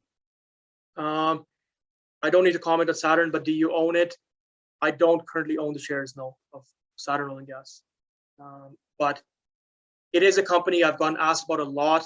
They're running a lot of promotional stuff right now. So I guess I'll say this, that it's a company along with Suncor that I keep getting asked about. You know, both of these companies have kind of been on Twitter, on the news kind of feed for a variety of reasons, but unfortunately I just can't comment on it at this time. There was an earlier look at CNQ. Yeah, so for anyone that wants to look at the previous seminars and other companies, I've gone through about 15 companies, I think, so far. CNRL, Surge, Birchcliff, ARC, Whitecap, Enerplus. I can't even remember the rest of them. Synovus, I believe. So, yeah.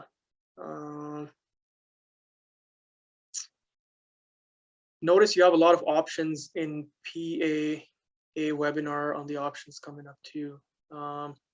Yeah, so I did a webinar on call options last or 2 Sundays ago.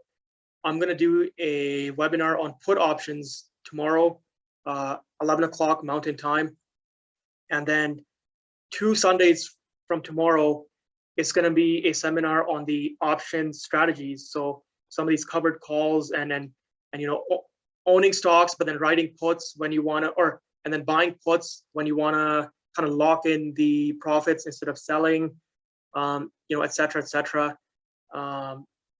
I can offer some of my insights, kind of what I share, and then yeah, I hope that kind of answers the question. GTE looks good. Certainly, that's what I keep hearing, but I just don't see the free cash flow. So I'm happy for anyone who can point me out to the actual free cash flow yield and why they think it beats let's say MEG or Cardinal at 90 or $100 oil. I'm more than open to that. It would be interesting to hear more about the service companies. Okay, so I'll tell you a couple of realities of the service companies. So in Canada specifically, one, some of them are locked into long-term contracts with companies that will not give them $1 more. Anyone locked into a contract with CNRL or Tourmaline is not going to make a single dollar more. And I've worked for both these companies, and I can tell you that as a fact. So when the service companies themselves are getting 18% inflation on their own cost structure, you know, can they pass on 18% to these companies and justify it? Maybe. They're definitely not going to pass on 25, 30, 40%. Because these companies know that they have the power, they have the pricing power, because they basically control a lot of the service rig activity, a lot of the workover activity, a lot of the tank trucking activity, water disposal activity. I'll share some a story when I was working for Velvet Energy, a private producer up in Gold Creek area, and basically we were trying to negotiate our water disposal cost, and all I heard back was that, hey, if you're not willing to pay it, 7 generations will pay it. So stop wasting my time. Like, we don't really care about you trying to save money or do X, Y, Z. And it's kind of gone the opposite way now, where it's the E&Ps that seem to have control, because they can say, okay, we're going to give you activity for the next 2 years, and we'll sign up for it. 3 years ago is when they signed up for it. So there's that. The second portion of it is issues with labor and steel and casing and whatnot. We don't know how much that's going to affect these service companies. Is it really going to be 18%, or is it going to end up ballooning more than that? I really don't know. And I just don't think they can even fire up the rigs, because I've spoken to about 4 or 5 E&P companies here in the last 2 weeks, and they all tell me, look, if we can get a rig, we can't get the labor. If the labor is available, there's a problem with the frac. It's 6 months behind. Or we can't get hydrochloric acid for the rig. Or even if we get the rig, we can't find 5K wellheads to get the well on production. So the whole supply chain has to be fixed before people will add on rigs. It's not just going to happen all of a sudden because the rig is available. Your whole process from drilling, completions, equipment, and tie-in has to be there, and you need to have the water disposal capacity and the tank trucks available to take the oil from site. And it doesn't sound like that's there right now. Like, companies might be adding rigs because they already planned to add rigs, but anyone looking to add more rigs right now, I just don't think, and talking to my contacts in Grand Prairie, it's kind of the same across the board on workover rigs, on swab rigs, coil tubing. It's the same story across. So that's the reason why I don't invest in service companies. And for anyone in the Canadian space, there's companies like Calfrac out there that are willing to work at a loss just to maintain their margins. And it's the same across the industry, whether it's vac trucks, whether it's, again, coil tubing, workovers, crew trucks. There's always these like outfits that are willing to work at a loss just to keep their guys working, just to maintain market share. And that's been true on the Canadian side for the longest time. And it's just too much risk for me, but I wish you all the best. Anyone who invests in service companies, I'm definitely rooting for you, because they've been trashed for a long time and treated very poorly. So I would be very happy to see them prosper. Okay, could I talk a bit about the Corrib acquisition and how it helps VET? So I kind of talked about it at the beginning of my macro outlook. The TTF gas and the NBP gas are looking very good. Corrib is generating roughly enough free cash flow over the next 12 months to pay off the entire purchase price. It is a declining asset, so they're not going to increase production there. They can't really do much there. There's a couple blocks next to Corrib that have come up for exploration activity that already have approved permits, and you can't buy an approved permit now anymore. But these approved permits are already there, and I believe the companies are looking for joint venture partners. So potentially Vermilion could extend the life out a bit of that area. But what I see from the Corrib acquisition is immense free cash flow.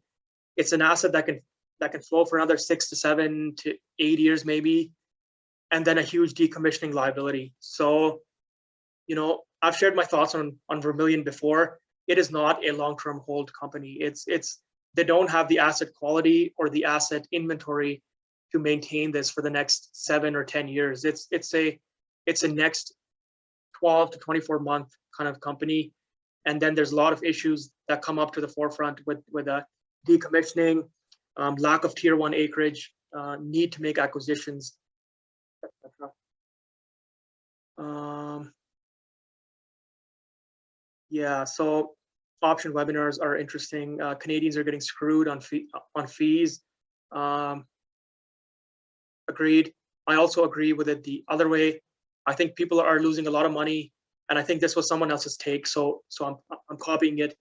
But I think people are losing a lot of money with there being no commissions, because they're just YOLOing into things and buying shares of absolute garbage, just because there's no commission. So I think having that even slight barrier to entry is almost better, in a way, for the overall structure of the market. Yeah, that may not be a very positive take, but that's my take. A lot of people who don't understand the market are able to get in because there's no commissions and are just buying absolute junk with no financial understanding or no valuation or anything. Can you share your thoughts on helium? Okay, so I by no means have spent as much time on helium as I have on oil and gas, but I'll tell you the helium supply demand issue. So the US had a huge reserve of helium that they were slowly divesting over the last 20 years, I think. And that's now run dry. So that's the supply side of things. On the demand side, there's three big industries that use helium and cannot replace it with anything else. Those are MRIs, semiconductors, manufacturing, and space travel, aka NASA and SpaceX and such.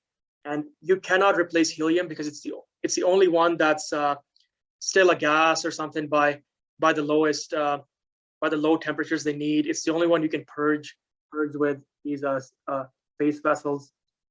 So three rapidly growing industries and a declining supply. There's supply coming on from Qatar and Russia that kind of goes against the whole supply narrative. But then you have Saskatchewan, which is sitting on one of the biggest reserves of helium, and the government is supporting these reserves a lot. They're giving them a lot of funding. They're giving them a lot of tax breaks, exploration credits, and a lot of equipment is already there. You can produce helium wells into oil and gas equipment. So basically, the expertise on the operations and maintenance side is already there. The actual equipment is already there. So the operating costs are very low. You don't need to bring people in and train them. You don't need to build big separator systems. And just that information gave me enough confidence to say, look, I'm willing to take a shot and throw a few dollars into the whole helium play. Because it's very similar to oil and gas. You drill the same wells. The supply demand is kind of the same function. And it's kind of like oil, where you can't just replace helium with something else. So I honestly can't offer you any more insight than that. I'll leave it at that. Where can I find your webinar about Crescent Point? So it is on the website. If you go to the bottom of the homepage, there's some videos there. Or if you go under archived seminars under events, I believe, all 5 or 6 of my previous events are on there, on YouTube. And I am working on a way that I can kind of split these videos up into each company on its own, but I haven't found the right software to be able to split videos that are 5 hours long quite yet, in a reasonable time frame anyways. Any thoughts on the sell-off in oil equities on Friday? So my thoughts on that is, if you go back to May of 2020, it's been volatile. You've had these drops in oil price. You've had $10 dips. You've had equities get flattened out. June of 2020 would be a good example. Kind of May of 2021 in a way. Last year, December, I think there was a kind of a big drawdown. So as long as the overall trend is looking good and I don't see any change in supply, demand, or inventories, it doesn't bother me. Why were oil equities down more than oil? I don't have a good answer for that, but I think it's a liquidity issue, that if you're invested in oil and tech and crypto and something else on margin and you suddenly get margin called, well, you're going to sell something that was not down as much, maybe, to provide you that liquidity. So there's that. But as long as oil stays above $80 a barrel, like, this is just better for the companies to buy shares cheaper, and anyone doing a share buyback, and for the valuations to get to a point where people maybe are happy with buying the dip. Like, I can't tell you how many people have reached out to me in the last 2 weeks who I've never heard from, asking me about when is the next oil dip going to come and what they should buy.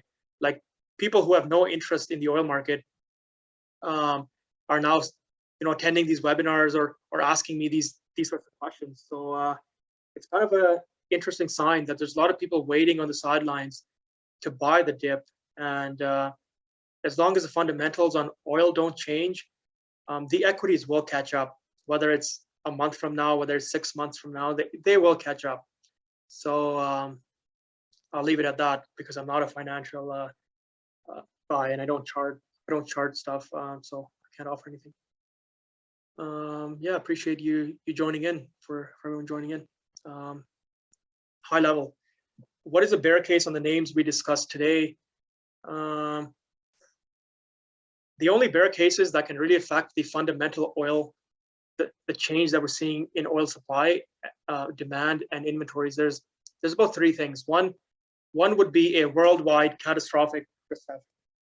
So if there is some sort of big recession that totally destroys the entire market, the value of money or whatever, that's the bear case number 1. Number 2 is a complete meltdown in the markets due to tech stocks. We could talk about the rotation from growth to value, but if there's a huge chunk of the population that's going to leave the stock markets for good, that's a lot of money leaving the system, and retail has put in a lot of money over the last year to 18 months. So an absolute collapse in the market, could bring down oil equities temporarily. It actually will reduce the oil supply going forward even more if there's a lack of investment and money floating around. So it doesn't affect the main thesis. And the third thing, in my opinion, would be the discovery of some sort of fusion reactor or energy that could take over from oil, in any sort of reasonable time frame, which I just don't think is going to happen either. So I'm an oil bull 10 out of 10. So I think that's a wrong question to be asking me. But like, the way I justify my bear case is I look at all the cases of supply. Where can supply come from? Where can demand come from? Are we sure we're not piling up inventories on the water?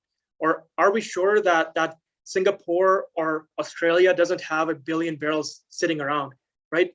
That's the way I'm looking at the bear case. I don't look at the bear case on the overall general market and stuff, because I just don't have the background or the experience to comment on things like that. But I try and test every bear case to oil inventory, supply, and demand that affects them specifically. I try and look into every bear case. Where can supply randomly come out of? Where can demand be hit in a big way? And that's why the macro just keeps getting longer and longer, because I'm spending more time on the oil thesis. And at some point we get to the fundamental truth that people need energy, and a large part of that energy is oil. So I guess I'll leave it at that. Royal Helium, so Royal Helium is the helium company I'm invested in. Steve Halabura is basically Mr. Potash in Saskatchewan. He's discovered almost every big mine in Saskatchewan, and he discovered the BHP Billiton mine that they recently FID'd at $8 billion. So, and that's where the subjectivity comes in. Like, they may not have the best land, and which again may or may not be true, but the people running the company, I think know what they're doing. So the free cash flow in that case doesn't really matter, because you need to find the discovery. And if there's a guy who's discovered a lot of potash areas in the past, well, that's kind of the guy you want to go with. No recommendation. I own it, but I'm not going to say buy it or anything. Please do your own due diligence. Not sure how to phrase this, but assuming we make our way to $100 oil, which name do you like the most? I think my portfolio kind of reflects that, so I'll leave it at that. And I think a lot of my portfolio calculations are done at $100 oil, or 90 at least. So if you just follow my portfolios month to month, I think they will reflect the equities that I think are the most undervalued at that point. Again, I got a message the other day that somebody copied my portfolio bang on and just bought that. So that's not really what I want to hear. Please do your own due diligence and decide on your own what to buy and your own risk tolerance. I shared my portfolio not to get copied, but to be transparent about what I'm buying. And I'm not trying to pump things or, speak about a certain stock more than others. But yeah, I really don't want to hear comments like that from both from a compliance, I guess, standpoint in some way, and just because that's not the goal. That's not the goal of putting my portfolio on there. So please don't do that. Any stocks to play helium stories? So there's Royal Helium, there's Imperial Helium, there's First Helium are the ones I know.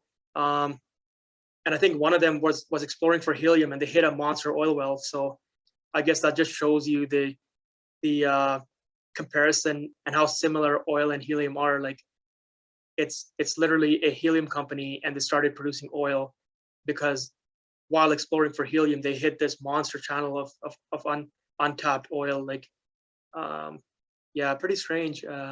Not often you hear things like that. Any thoughts to share on Tamarack Valley?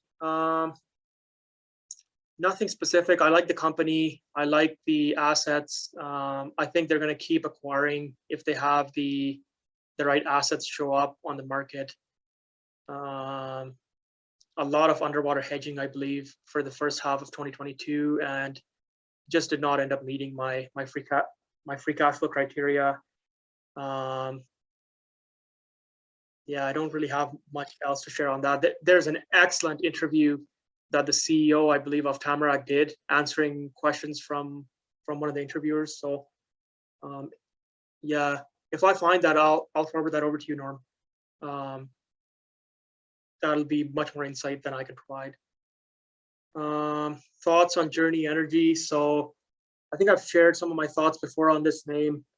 I have fully exited the name as of January 4th update. There's no real reason I can provide. I just, based on the price that I got in at and the free cash flow I was seeing, was different than my comparisons to it in early January. So great company. I really applaud Alex Verge for coming on Twitter Spaces, being kind of the first person to share and openly answer questions, and not having time limits or any weird stuff that he didn't want to answer. So absolutely incredible team there, and I see a lot of potential in that company with the power gen business and the valuations they're getting.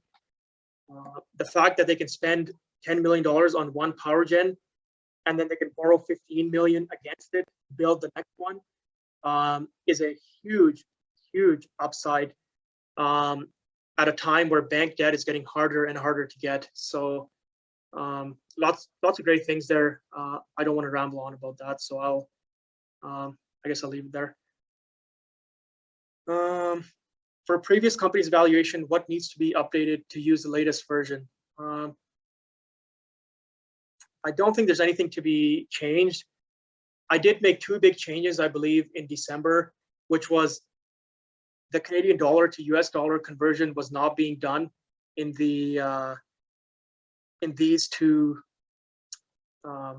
free cash flow and adjusted funds flow boxes here. So you want to have the latest version of that.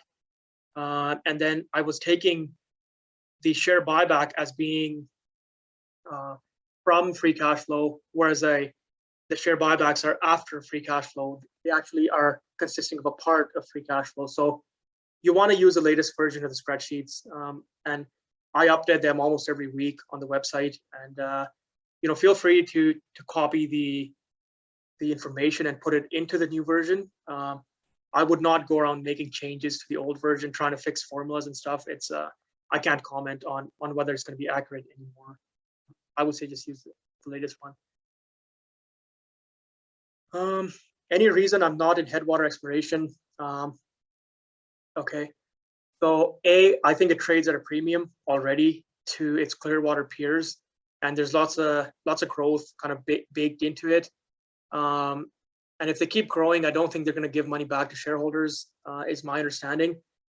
The other problem is they were never able to repeat their well success that they did in the core area. If you look at some of their new wells, like they're not very good wells. So I believe Steve McCaffrey put out the latest on their wells, on Headwater's latest wells, and kind of how they're performing. And yeah, they're not performing very good. I guess I'll leave it at that. If I can see them putting out good wells in the rest of their acreage, and the stock kind of doesn't trade at such a relative premium, I would be interested.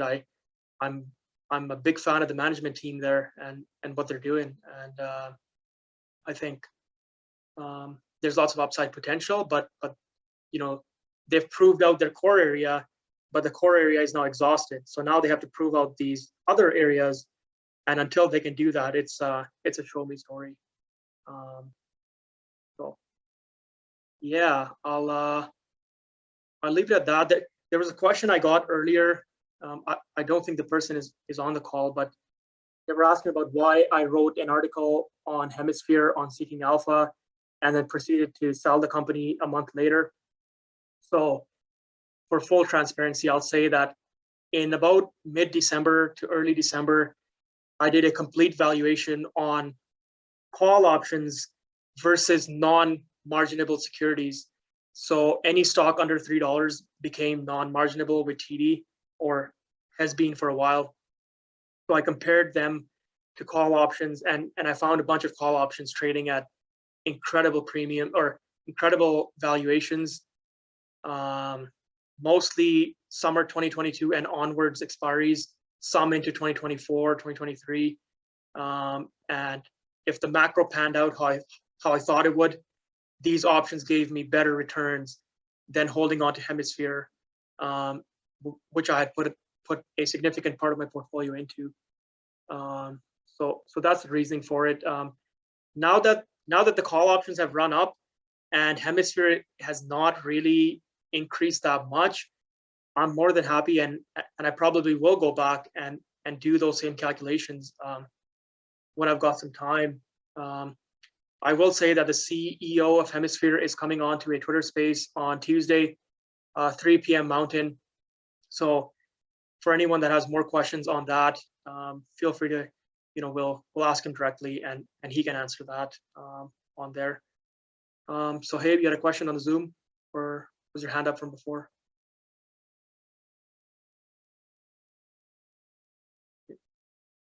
Okay, so there's a question here on, do I trim yeah, go ahead. Yeah, all I was just going to say is that John Livingston is just, when you were talking about the difficulties of ITE, and sort of putting the numbers together, he'd mentioned that he was a CPA, and what I understood from him is that he's willing to give you a hand and run over things together.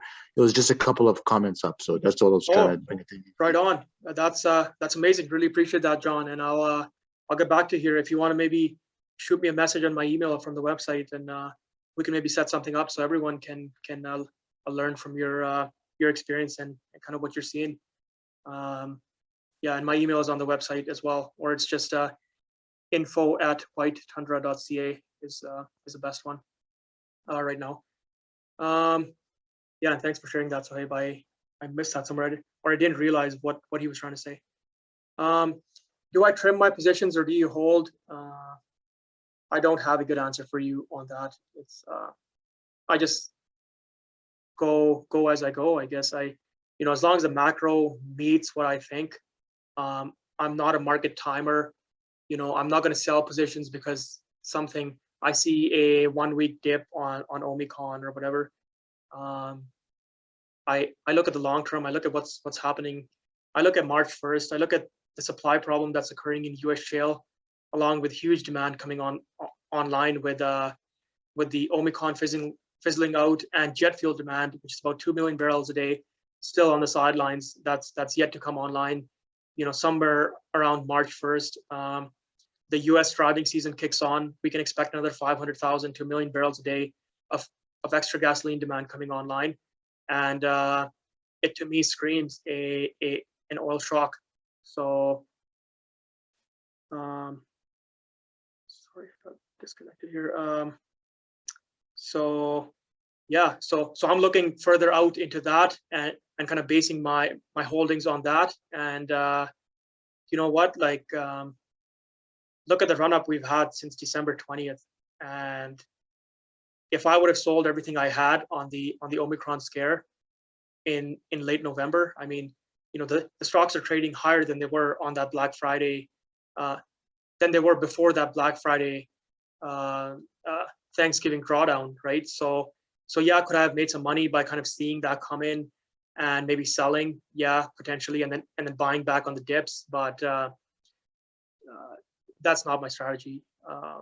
I think I'm bound to lose more money doing that, because anyone who thinks they can time the market is welcome to do so. And if anyone can show me proof of that over a 5 or 10 year period, I'm happy to take the L on that, I guess. But I'm not smart enough to time the market to that extent. Non-shale companies seem to be having a great future in the American shales, or in the American plays. Yes, I agree. Conventional production is pretty good, actually, at this point in time. And there's not that much American conventional production left for growth. But if you can make a ton of money with these stripper wells and vertical wells, you can be raking in cash on a small producer. So yeah, I guess I'll leave it at that. I don't know anything about Geopark, so I don't want to comment. But if you want to shoot me an email with the conventional oil plays that you see in the US, and maybe some of your thoughts, I'm happy to hear, because I'm not buying shale companies. I'll put that out there. American shale companies. Okay, so John here has a comment that what I'm doing should work as long as you have loss carry forwards. Yes. And then yeah, so that's kind of what I'm doing. Is I know they have carry forwards for 2022, or the majority of it, so I'm just ignoring it for now until I have time to kind of get the 2021 annual reports and get more information and learn more about this kind of stuff, because it's not the most interesting topic to be learning about taxes and loss forwards and stuff. So needs a little bit of patience and focus. So yeah.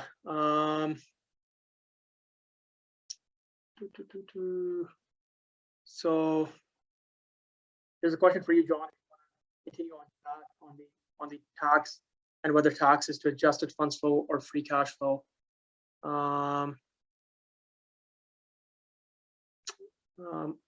I'm not really concerned with any company right now. There was a post, I think, put out by Raymond James, I think, about the tax loss carry forwards and how many years they have.